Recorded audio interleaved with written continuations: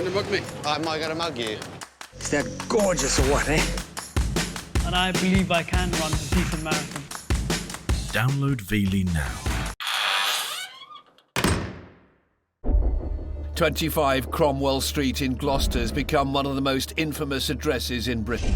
For 20 years, Fred and Rose West quenched their appetite for sex and murder inside this house of unimaginable horror. When police began investigating the disappearance of their daughter, it led them right to the West front door. Detectives were only just beginning to unearth the murderous history of Fred and Rose West. It was on a scale that was really unprecedented. Children are their things to play with. They are disposable. They're things there to be used and abused. I've never for one moment doubted that Frederick West was a truly evil man. But he found in Rose the perfect sorcerer's apprentice. This is the story of how Fred and Rose West became two of the world's most evil killers.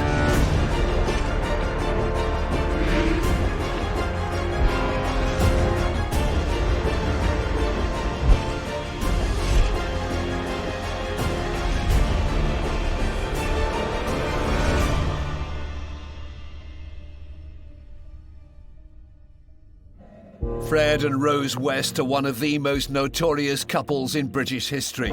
For 2 decades, they sexually abused, tortured and murdered 9 women, including their own daughter, in their house of horrors. And between them were responsible for another 3 victims buried around Gloucestershire. When the news broke in February 1994, the media were only scratching the surface of the couple's terrifying life behind the closed door of 25 Cromwell Street. 5 days and nights into their excavation, and forensic teams have now unearthed 3 sets of human remains, all buried in separate places, 5 feet under the garden patio of this Gloucester home. It's horrible to think that there are, dead bodies in a garden just down the road. It's just thoroughly disgusting. I mean, it's horrifying to think. Totally shocking, especially around, in Gloucester. I mean, you wouldn't expect this to happen. But Fred and Rose's horrifying story began many years before. In 1969, 28-year-old Fred West was married to his wife Rena with a young family of his own. But he had his eye on a 15-year-old girl named Rosemary Letts. Rose and her family had recently moved to the Gloucestershire area, whereas Fred was born and raised in the local village of Muchmarkle.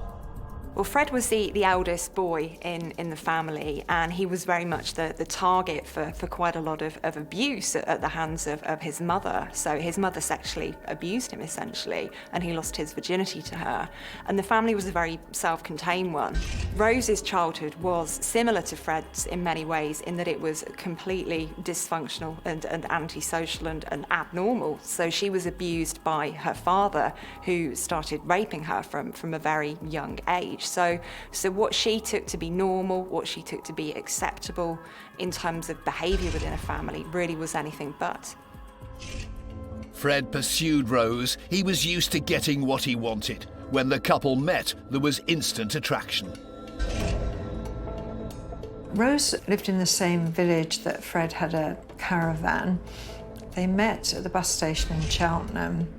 She said that he could charm the birds off the trees, even though his appearance was shabby. He had not very clean teeth. Well, these were 2 incredibly damaged people. They'd both come from abnormal families, and I think when they met, what they saw in each other was something familiar. So they both would have realised that the childhoods that they had were far from normal, but with one another, they felt that familiarity. Maybe it was something that Rose gave off implicitly, but something in Fred connected with what had happened to Rose and the way she was and the way she'd been treated by her father. And it was like a union of 2 souls. I think it was the perfect storm. The chances of these 2 people meeting was, it must have been a million to 1, but unfortunately they did. By 1970, just a year after meeting, they were living together in Gloucester with Fred's stepdaughter Charmaine. His wife Rena was nowhere to be seen. Rose was pregnant with the couple's first daughter, Heather. I think in the early days, perhaps the more dominant partner was Fred. He was older, he was more experienced, he'd seen more than Rose had. You know, she'd come from this incredibly contained family. But I think as their relationship developed, she started to find her feet and find her confidence. And I don't think that Fred ever really trusted her. For Rose and Fred, it was all about sex from the very, very beginning. Fred was the originator, but he found the perfect sorcerer's apprentice, the perfect partner, someone who shared his lust and someone who understood him and wanted to perform for him. I think we have a lot of trouble making sense of Fred and Rose's relationship, and the reason for that is because we are people with emotions and normal feelings and ideas of what acceptable and unacceptable boundaries are around relationships. So I don't think I'd describe their relationship as a loving one. Fred and Rose's traumatic childhoods had a lasting effect on the couple and their twisted approach to family life together. It's always a very complicated question to answer how many children Fred and Rose actually had, because if you count Fred's daughter Charmaine along with Fred and Rose's 8, it's 9.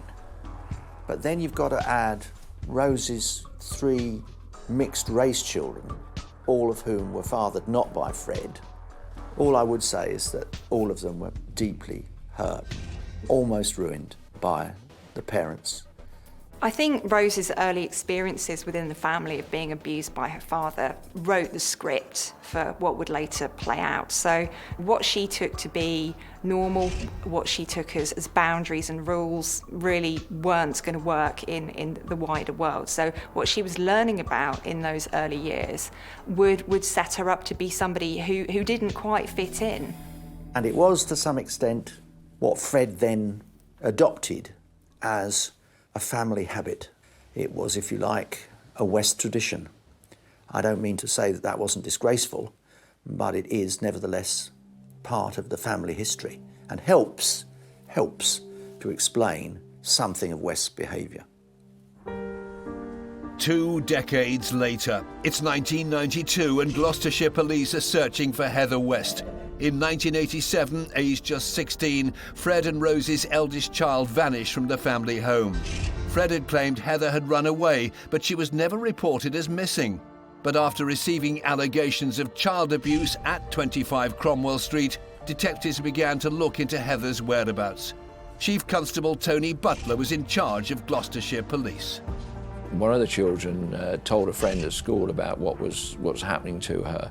That friend talked to a patrolling police officer, in fact, about what her friend had told her, and it was a result of what the police officer then took that back, and it initiated a child protection process which led to the evidence being gathered.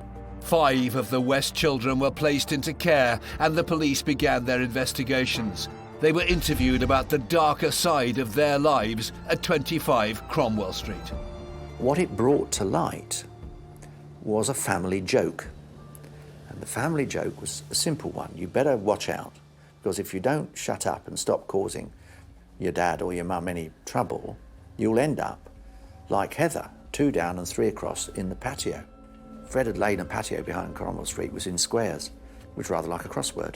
The family joke was that he'd buried Heather at 2 down and 3 across. This issue, this Heather's under the patio, continued to be raised. And so we started to take this point seriously. We knew Heather had disappeared, had left the home, so we tried to trace her. And despite massive amount of inquiry to try and find her, she just literally disappeared off the face of the earth.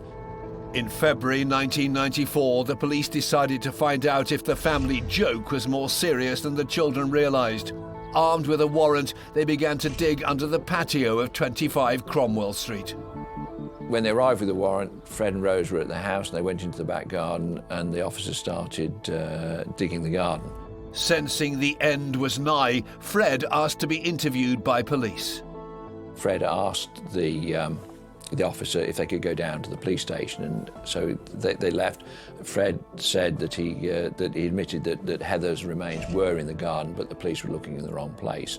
And later that day, he returned with the officers and he indicated where he thought Heather was buried. The following day, officers digging in that area recovered a femur, and that was taken for examination by the forensic pathologist, who confirmed it was human remains, and that turned out to be one of Heather's remains. Rose was being questioned at Cheltenham police station when the news reached her and her solicitor, Leo Goatley. When Rose was told that Heather's remains had been found, she gasped loudly and was very distraught. How do you interpret that? Was that a mother's shock and distress, or was it a murderer's distress at being found out? At that time, I believed that she was shocked and distressed, and that she didn't know the extent of Fred's activities. And of course, at that stage, it wasn't about serial killing, it was about Heather. But of course, the thing unravelled pretty quickly with the excavation. The police found more than they'd bargained for under the patio at 25 Cromwell Street. When they found remains, they found not just 2 legs or 2 thigh bones, but 3. The interrogating detective said to West, well, unless Heather had 3 legs, there's another body. Ah, yes, Fred says, without drawing breath or hesitating. That must be the other girl, that'll be Shirley. The police were about to unearth all the secrets that Fred and Rose West had been hiding at 25 Cromwell Street for over 2 decades. Secrets that would shock the entire nation. Fred told the investigating officers the other body was of his former lover, Shirley Robinson. Shirley hadn't been seen since 1978. When she disappeared, she was heavily pregnant with Fred's child. West also admitted that police would find a 3rd body in the garden, who he claimed was a friend of Shirley's. Throughout the questioning, he insisted on one thing, that his wife Rose knew nothing about any of the bodies. I think when Fred was protesting Rose's innocence and taking the blame completely upon himself, I think, yes, at that point the power had changed in their relationship, from him being the dominant one in the early years to her really putting the strings in those later years. And I think he really didn't trust her at this point in time. He was really quite afraid of what she might do. So I think that was definitely something that had flipped in this relationship. Well, I found him quite a creepy bloke. He would always be trying to endear himself to people in a rather smarmy way, a little kind of giggle, making light of things. But he was very unconvincing doing that. And he would very quickly realise if you weren't impressed by him. And then he would withdraw, and I would sense there was this other side to him that would scowl and be probably quite nasty. Whatever his sort of murky machinations within his mind were, once he realised, he was probably better able to actually charm women than blokes. It's possible that, you know, with a little smile and some sort of soft talk, he was able to persuade some young women that he was safe to be around. To make things more complicated, Fred's story kept changing. He alternated between admitting and denying the killings and told detectives that all the deaths were accidental. He wanted to get charged with manslaughter and not murder. It would be a hard job for pathologists to prove otherwise. It's very difficult when somebody's been buried for years to look at them in detail as a pathologist. You haven't got the skin, you haven't got the muscles, you haven't got the organs, the things that you'd see injury or disease in. So you really have to comment on what may not be there. It makes the pathologist's job a lot harder. Finding the cause of death was difficult, and so was identifying the 3rd victim buried under the patio. There were approximately 10,000 missing women recorded at the time. By using dental records, experts identified the 3rd victim as Alison Chambers, who was just 16 when she went missing in 1979, meaning she cannot have been a friend of Shirley Robinson, as Fred suggested. Marks found on her body proved beyond doubt she'd been tortured. Someone's behaviour is more in the realm of psychology than pathology, but quite clearly there's potentially the aspect of torture there, potentially of sexual violence, And when a pathologist sees findings like that, we're looking away from manslaughter and more into some sort of act of cruelty. This proved that West hadn't accidentally killed these young women. He'd tortured, sexually assaulted, and intentionally murdered them. But was Fred doing this without Rose knowing? The police weren't convinced. The most important thing, of course, was that these bodies were recovered in the house that she shared with Fred. And it would appear inconceivable that she wouldn't have had knowledge of this. The house itself was very, very small. It would have been inconceivable that you could have kept a young woman or women in that house without every occupant knowing that something was going on. No matter how much tape you would have put over their mouths, no matter how much they'd been concealed in the cellar, you would know. It would have been impossible not to know.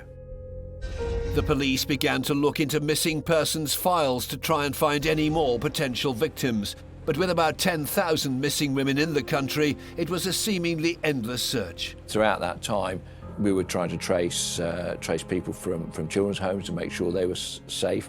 We were dealing with forensic materials, massive amounts of forensic material, searching. It was on a scale that was really unprecedented.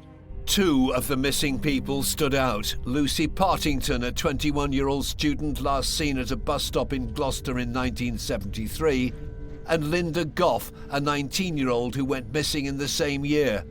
Her last known address, 25 Cromwell Street. Fred and Rose adopted a sort of modus operandi. They would identify young women on the run, if you like, run away from home, run away from a children's home, run away from their parents. They were vulnerable. They would offer them a home. And time after time, Fred would pick up with Rose, often at bus stops, young women who looked a little lost. So they would always choose people who would be in that position of vulnerability. And the fact that they were a couple, I think, was quite helpful to them in luring victims in, because the women that they targeted would be more likely to trust a couple. So when they would pick somebody up who was hitchhiking, that played to that idea of, well, there's a woman there, so I'm going to be safe. Rose already knew the language of grooming. She was quite used to it. And when you hear the victims talk about how she spoke to them in this sort of quite soft, pleasing voice, you knew that, again, that was something she'd learnt. Linda Gough was never officially reported as missing, but her family searched for her at the time of her disappearance. Linda Gough's mother, she'd been round to the house, knocked on the door, and it had been answered by Rose West. And she asked where Linda was, and she was told she'd gone away, I think, to Weston-super-Mare. She was struck by the fact that there was Rose standing there with her Linda's slippers, wearing Linda's slippers, and she also noticed on the clothesline there were articles of Linda's clothing. Linda's mother believed Rose when she said her daughter had moved on from Cromwell Street. But as the press coverage began to reflect the sheer enormity of the unfolding story, other women who'd encountered the West came forward. The police got a break when Caroline Roberts contacted them to offer her help in the investigation. She'd seen the investigation on the news and revealed to police she'd been sexually assaulted by both Fred and Rose in 1972. She'd known them for a while after they picked her up while she was hitchhiking, and even worked for them as a nanny for a short time. It was one horrifying incident that caused her to lodge a complaint against them. They invited her back to the house, and when she got to the house, having been assaulted in the car by Fred and Rose, she got back to the house and she was then bound and subject to some rather aggressive sexual activity. She managed to escape subsequently and reported it to her mum, who then told the police.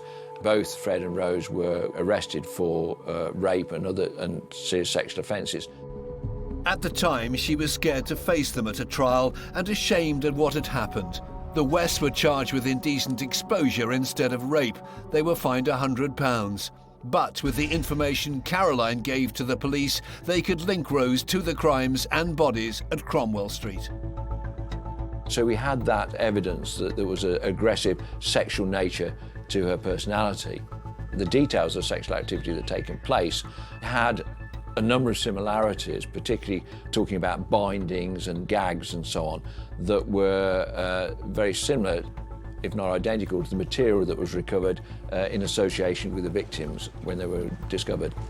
This case was much more about the accounts of people and what the survivors were saying than what the pathology can tell you.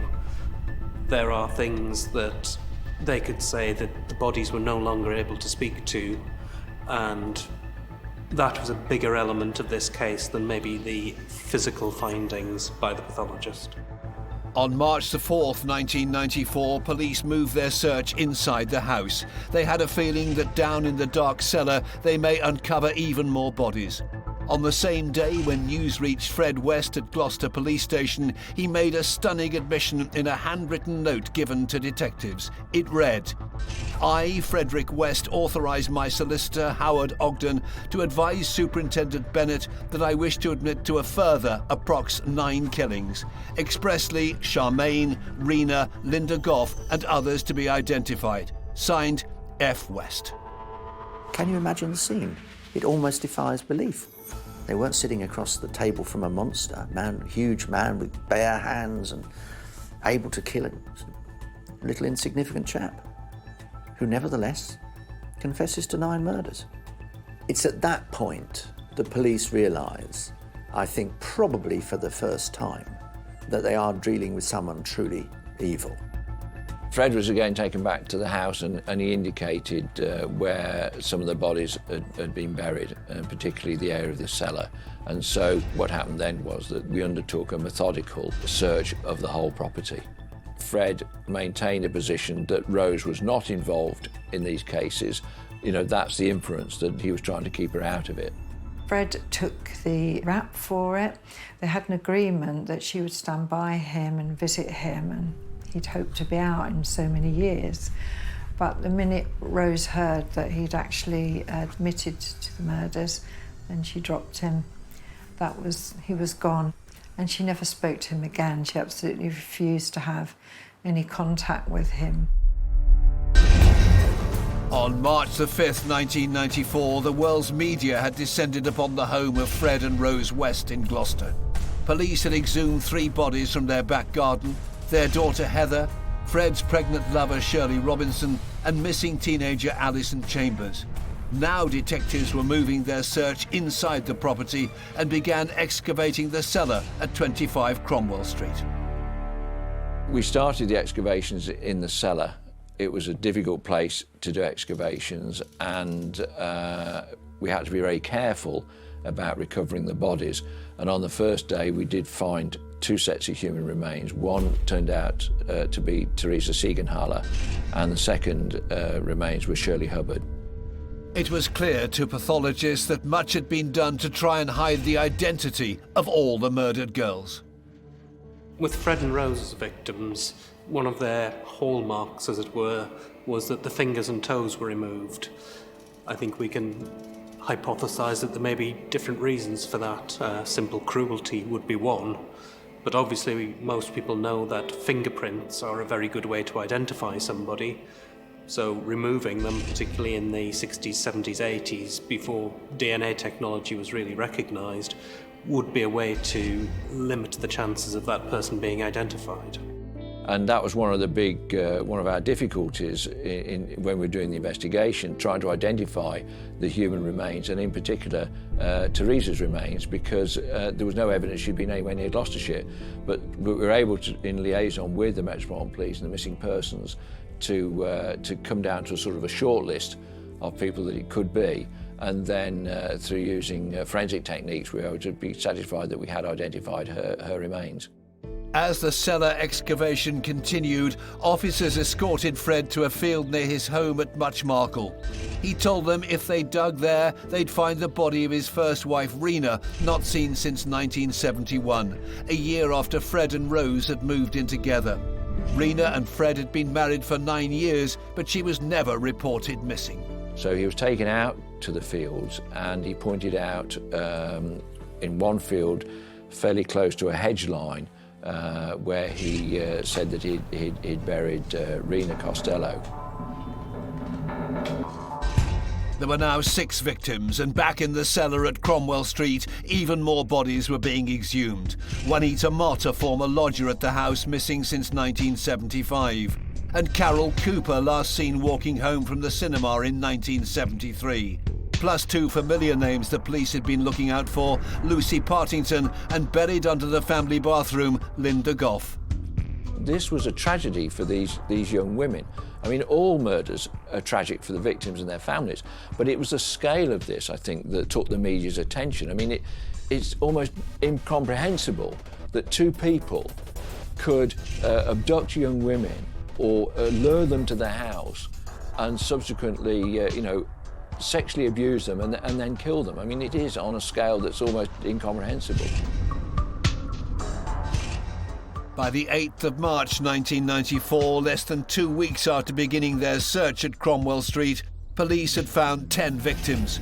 Most of them had been buried 2 decades ago, when Fred and Rose were at their most prolific.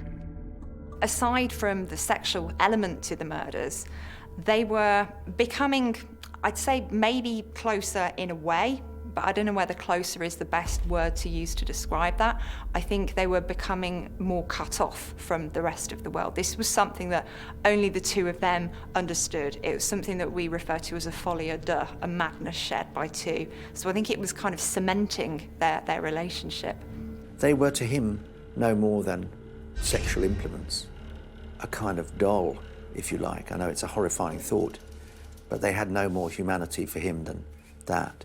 He was a man capable of absolutely no conscience and absolutely no remorse. And everything he did was with Rose's help. And the thought of having some young woman hung up in the cellar, literally, by her hands, and a hook for Fred and Rose to abuse when they wanted to, over a period of days, almost defies belief.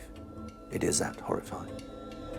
9 bodies had been exhumed from Cromwell Street, and 1 more, that of Rena West, Fred's first wife, in a field near Muchmarkle.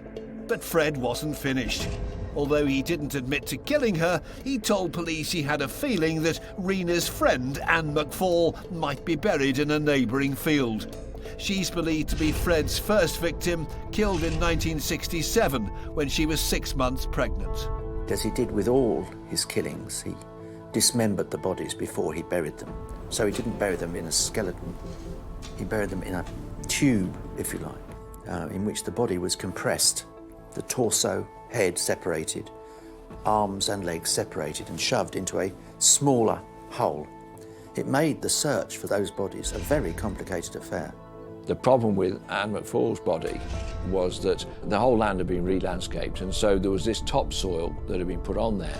Now, when you're looking for human remains, you can't just bring a big digger in and shove it all out. You are literally doing it by spadefuls and sieving every spadeful. And we actually excavated a hole the size of an Olympic-sized swimming pool. We were almost giving up hope that we were going to find the body, and we set a deadline for ourselves that if we didn't find them by date X, then we would stop. But fortunately, a couple of days before that deadline came in, we found some bones and then subsequently recovered the body. During the 2 months of digging for Anne McFall's remains, the police had arrested and charged Rose West with murder. For each victim, she claimed, "I'm innocent." The police's evidence was circumstantial, and defence lawyers felt there wasn't enough to connect her to the murders. Rose West said, "I had nothing to do with this." And the Crown are saying, well, we've got a statement from so-and-so who says that you were involved in an abduction and sexual abuse. Well, to a point you say, well, so what? What's that got to do with murder? Fred had said in his interviews, he fully admitted them and said Rose had nothing to do with them. So the first point is to say, well, what is the strength of the case against Rose? She's denying it.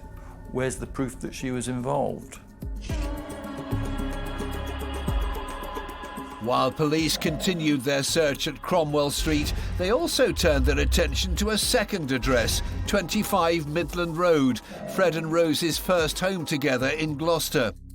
Investigators believe that somewhere in the house or garden they might find the body of Charmaine West, Fred's stepdaughter from his marriage to Rena. An extensive search began.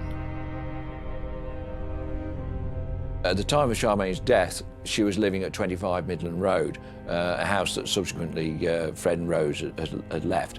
But we went to the house and, again, excavating under the floor of the kitchen, we found Charmaine's body. Charmaine hadn't been seen since she was 8 years old in 1971 and hadn't been reported as missing. In the same year, Fred was in jail for 9 months for motoring offences and stealing fence panels from his then employer. The police were convinced they'd finally got a breakthrough.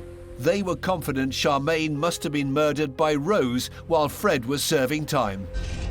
Rose was jealous of Charmaine. Charmaine was a very bright little girl, and I think Rose could see that she was getting the upper hand of her, and she didn't like it.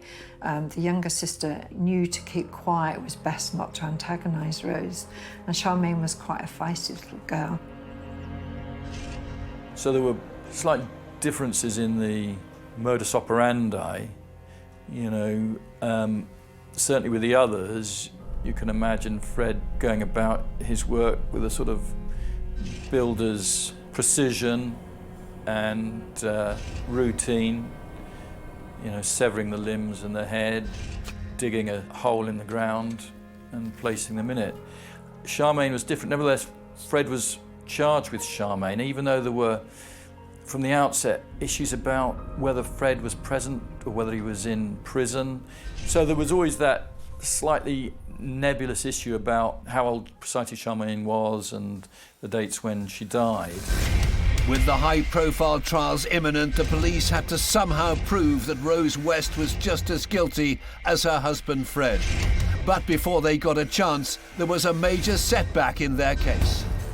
In December 1994, 10 months after police had begun to search 25 Cromwell Street for Heather West, the bodies of 12 young women had been unearthed across Gloucester. Fred West was thought to be responsible for all of the deaths, and police were desperately trying to find some evidence to prove that his wife Rose was implicit in 10 of the murders. Both had been arrested, charged and were awaiting trial, but on January the 1st, 1995, Fred West took his secrets to the grave. Fred was in custody at Winson Green Prison in Birmingham, and on the 1st of January 1995, he was found dead in his cell. He died from hanging, and it was subsequently determined that he committed suicide. Fred West was always a cunning man. He planned his suicide as carefully as he concealed his bodies. He groomed the prison officers into thinking that he was an absolutely safe, harmless little man who could do no wrong and was very happy to collaborate with anything they wanted. Indeed, he volunteered. He said, "I'll mend shirts. Don't worry, give me something to do. Be a pastime for me while I'm waiting for my trial." Painstakingly, over a period of weeks, he stitched together a rope, partly from bits of the blanket on his bed, partly from pieces of shirt, very carefully, because he had decided that he was not going to trial and that he was not ever going to confess the true extent of what his crimes amounted to. There was a total loss of control by Fred over Rose. I've no doubt about that. She made it abundantly clear she wanted absolutely nothing else to do with him, and she blanked him in the dock. Independent of his relationship with Rose, he lacked empathy with people. You know, people were objects to be used and abused. The fact of the matter was, he knew the game was up. He'd made the admissions, the remains had been found, the terrible story of those victims unfolded. For those who knew the West family, this is just another macabre twist in a story that first came to light 10 months ago. In the words of one neighbour, if Frederick West really did kill himself, then it seems almost appropriate that a man accused of taking so many people's lives should end up taking his own. Fred's suicide was a huge problem for the police. It put the entire case in jeopardy. With the death of Fred, we were concerned that the press might feel, well, the case against Fred is now finished and therefore we can disclose information because the case is closed. That would have been a disaster for us because it would have then compromised the trial of Rose West. The police were desperate. While Fred had confessed to 11 of the killings, Rose had always claimed her innocence. Without any solid evidence, there was a real chance that Rose West was going to get away with murder. I think it's the Crown that need to review their case and decide where they want to take it from here. I would hope that they will drop the case. I thought it was possible the case might have been dropped. There were a lot of eminent observers suggesting that would be the case. The DPP had a different view, though. And in fact, the case got worse against Rose. They added on the murder of Charmaine, which prior had been a sole charge in relation to Fred. I thought that was very curious. Rose thought the case was going to go away as well, but it didn't. Prosecutors needed proof that Rose alone was responsible for the death of her stepdaughter Charmaine. They turned to forensic odontologist Professor David Whittaker. The police brilliantly discovered, I don't know how, that a certain newspaper, national newspaper, had acquired a set of negatives, and they were large professional negatives, and they showed incredible detail in some of the baby teeth, the deciduous teeth of Charmaine, which I was then able to match exactly using our facial superimposition technology, and showed that they matched exactly in terms of tilt and position and grooving, and little rough edges were a perfect match. But the position of the teeth had moved, so if we could calculate that movement and assess it, of being able to determine within reasonable accuracy the time elapsed between the photograph being taken, which the police had a date for, it was written on the negatives, and the time of death.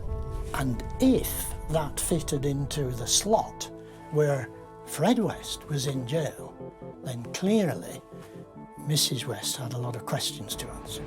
On the 3rd of October 1995, the world's press flocked to Winchester Crown Court to report on one of the most sensational trials of modern times.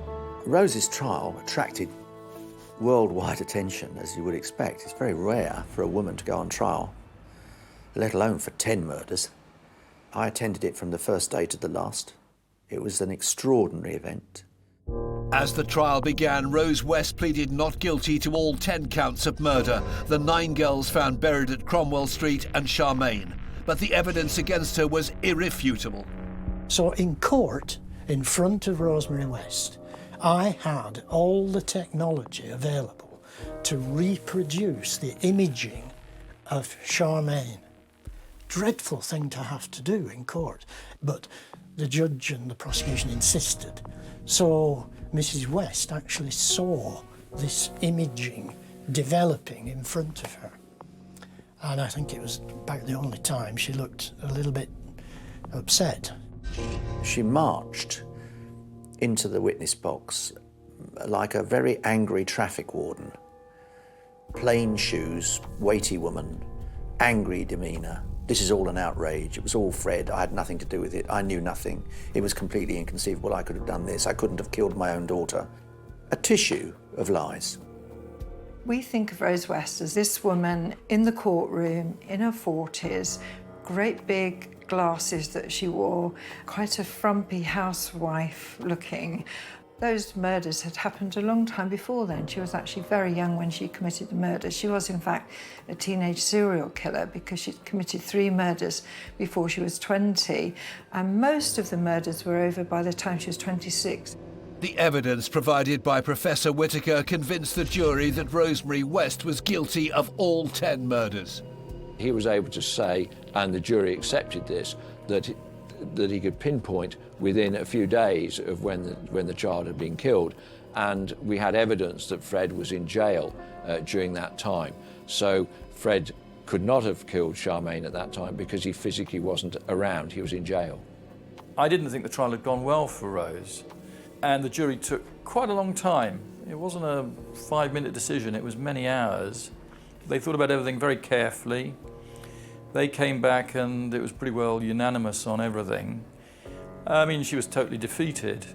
When the first guilty verdicts came back, Rose did not flicker. Not a sign of emotion. She just simply stood there. There was no histrionics, no shouting, no screaming. There was no sign of any emotion at all, really. And I was left with the overwhelming feeling that one had been in the presence of someone who had lost contact with humanity. Sentencing her, the judge, Mr. Justice Mantell, recommended that Rose West should never be released. She was immediately returned to Holloway Prison.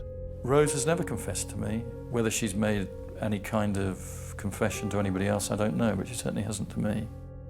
I would say that tacitly, she, at various stages, gave the impression to me, with hindsight, that she knew that, you know, under the floor in Cromwell Street, there were a lot of secrets.